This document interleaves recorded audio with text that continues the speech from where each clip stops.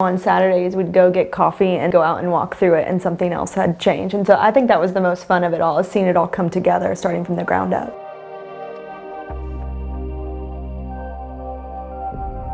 I'm Blane. And I'm Laurent. We like the location. It's not too far from 74.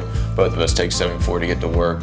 And we also kind of liked how it's a little bit more rural out there, not as much city.